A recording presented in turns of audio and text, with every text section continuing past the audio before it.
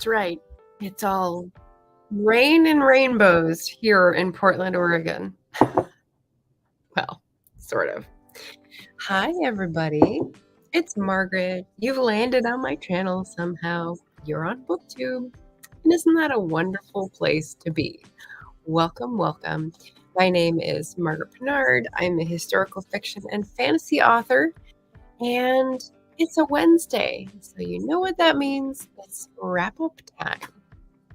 Let's just unfurl that banner. Yes, this is my second August wrap-up, and I've got 2 books for you today. I was trying a lot of books currently reading, and I was trying to narrow it down so that I would have more than one today. And actually, I ended up wandering on a walk this morning and finishing the audiobook, which is not the one I expected to finish, but they're actually very good in conversation with each other. And I haven't had a chance to prepare my thoughts for these reviews, so you're going to get off the cuff. So if you're not a regular here, feel free to subscribe to the channel. I'm going to be telling you about 2 books today, giving my reviews for them. There's one for the Women in Translation Readathon, which is Wit Month. And there is one that I got from Libro.fm audiobooks. And I think I just heard that they went international, so they might be available in Canada and the UK. So in case you've always felt excluded and want to get in on the good independent action, check it out, Libro.fm. They're pretty awesome.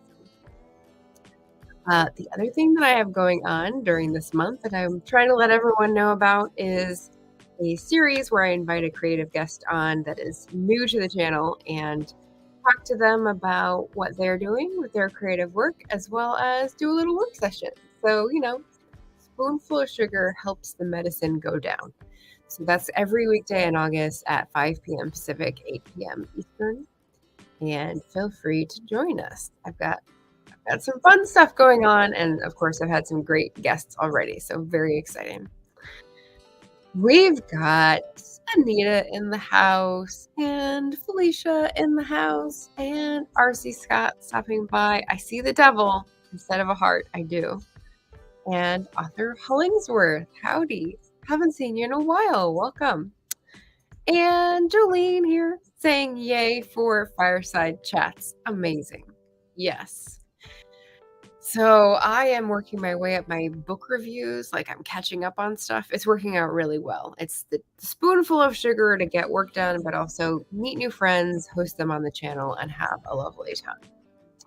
But let's get back to the business at hand. So first of all, I'm going to dive into my first Women in Translation Month read, which is Visitation by Jenny Erpenbeck. And the translator who took it from German to English is Susan Bernofsky. So I got this from the library. It's not very big. It didn't take me very long. So this is the first finished book of the readathon for me. And didn't turn down any corners of the library book, you will be happy to note. Okay, so if I had done a vlog of this book, I think I'll hold it up instead of the banner because the banner's too big. If I had done a vlog of this book, it would have started out with first couple of chapters, weird. Okay, I'm intrigued. And then the next few chapters, oh, sad. Okay, I see that we're going to be taking a view of German history here that is quite sad. Okay, still intrigued, interested by the repetition in the writing. No idea where this is going. Let's keep going. And then the last stage was like kind of understanding how the characters relate, but not completely understanding the way that the author wants to fold them together. So this is one of those books where it's a little past my comprehension level in terms of literary astuteness, and if someone else reads this, I will be grateful to know what they think. But basically, I'll give you the start off so that you can see if it's intriguing to you as well. And then I want to know if someone else has read this, what they thought of the title. So it starts off with the geological viewpoint of one piece of land in Germany. There's a lake, there's thousands of years of motion enacted on the lake until it turns into what it currently looks like in the 20th century. And then throughout, we get different periods in history of people living around the lake and what brought them there and how they relate to each other and through their families. So sort of like a family saga, but not completely direct.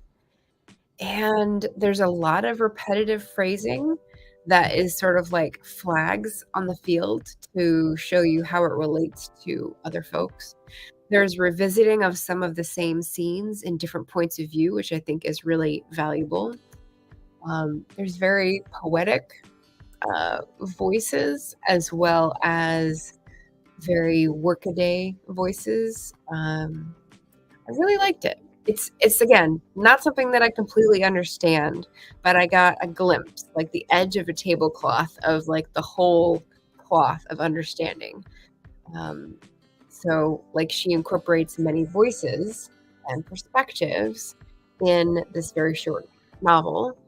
And I feel like I don't have access to them all, but the details are what kept me riveted. And content warning, it does have death and brief mentions of concentration camp activity. So if that is something that you need to stay away from, this may be too much for you. But I thought it was a really different, unique treatment of a broader view of something, but I'm still perplexed by the title, Visitation. Basically, most of the people who live in this lakeside spot are summer visitors. They're people who have a summer cabin and come during the summers because they're well-to-do. The notable exception is the gardener. And I thought I understood something about the gardener, but then it wasn't true. So again, Visitation. Let me know what you think. But yeah, very good. I think I gave it 4.5 stars out of 5. And a good start to Women in Translation Month. It's, I think, my first German Wit Month read. So very cool. So that's our first half of the books today. And the second half is my Libro.fm book. It's called No Two Persons. And again, I'm going to go with an overlay instead of the banner because it's so pretty. This is what the cover looks like. And it's by Erica Bauermeister, whose previous book, School of Essential Ingredients, I think I've read, but it's been quite a while. And she, I believe, specializes in interlocking short stories that sort of make up a novel. And so that is what this is, sort of. So no two persons is a piece of the phrase, no two persons ever read the same book, or similar to the concept of you never step in the same river. Like, I think related but separate. Okay, forget that I said that part. So let's stick with the stick with the subject. No two persons read the same book. Now, I just finished this morning, and I did not like the way that the book ended and went into the epilogue and then went straight into an extra. There was no like introduction or like pause. It ended the epilogue and then went straight into an interview between one of the narrators and the author. And I didn't like that choice. I would have liked some space to sit, but I listened to the end, and it was a good interview. It was only like 20-30 minutes, and the author, Erica Bauermeister, talks about her view of this and how the push-pull is that reading is universal. We're all reading the same words, but we all have distinct and unique experiences because our backstory is our backstories, I should say, are all different. So we interpret those words differently, even if minutely. You could do twin studies on this, right? We'll still bring different interpretations of the words to our reading of a book. And so this sort of fascinated her, and this is what brought her to make this novel come to life.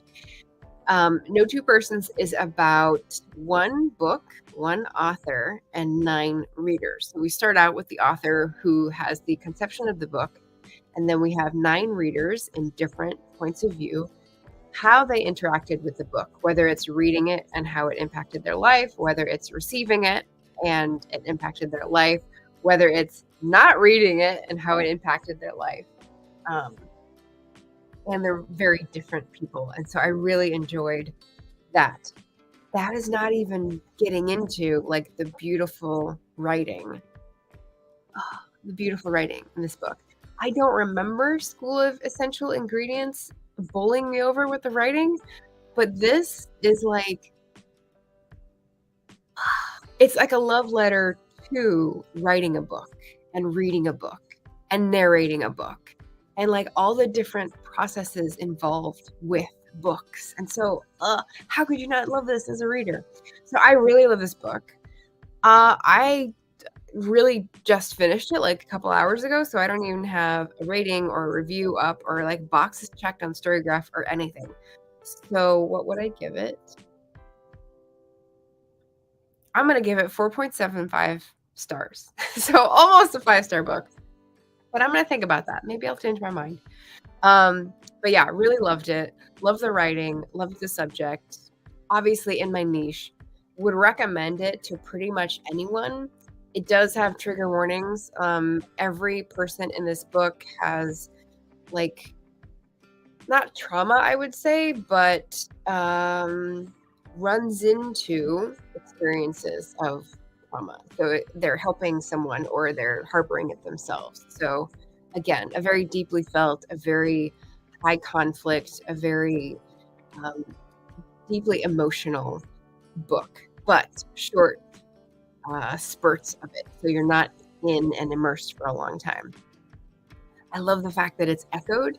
So when she says interlocking short stories, what happens in this book is that characters in one will sneak into the backdrop of another character's story and does this several times, and I loved it. But she also does it with the language, and I feel like the water imagery or the mind imagery or the weather, like all these sort of things definitely play with each other throughout the book. So I loved reading it, and definitely recommend it to anyone I know on Booktube, I think, because they would all be appreciative readers of a love letter to books. Who's not going to love that, right? We had Maggie, hello, coming in to say hello, lovelies. And Jolene says the concept of no two persons is very intriguing. Might have to check it out. Yes. I would recommend you do so. I really enjoyed it on my rambles and wanders. And I didn't realize, I'm looking at the cover now. It's small when it's on my phone and I'm listening, and like he's got some of the characters in the cutouts on the cover, which is fun, which is really fun. So, busy day. Those are my 2 books for today and the wrap up. The rest of today, what's happening? Oh, yes, we have a fireside chat. So don't forget, every weekday in August, 5 p.m. Pacific, I'll be hosting a creative guest on my channel to introduce them to you all, because these are mostly people who haven't seen the back of or the studio room of my StreamYard yet. So new audiences and new faces. And Bree Bonomo is a fellow Stygian author, so she's going to be joining us tonight. And her idea of like to tweak the flash fiction prompt is going to be to draw tarot cards. So I think we're going to be trying to do several rounds of flash fiction. She's going to use her deck, and I'm going to use one of mine. I haven't decided which one yet, but we'll see. So I'm going to get that ready and be with you again tonight at 5 p.m. Pacific, 8 p.m. Central. Eastern. Eastern. Mine is all over the place today. But yeah, so that's my wrap up. That's my pitch for the Fireside Chats, and lots of fun, exciting stuff to come. So thanks for coming by and listening to my book reviews and, I don't know, trusting my opinion, maybe. I love going out and finding new channels to follow and more recommendations to add to my TBR. So, just a little tit for tat. That's all I have for you today. Those 2 books. I've got one that is almost done and will be ready and ripe for plucking next Wednesday wrap up. And I'll probably have another women in translation by then, because the books are hot this August. Hot books. So look forward to sharing more of those with you next week. Until then, happy reading, take care, and yay! I love to hear that. So, and Mama Maggie will be sprinting in a few. So if you're looking for a productivity sprint, Maggie's got the haps. Head on over to her channel. Thanks, everybody. See you again soon.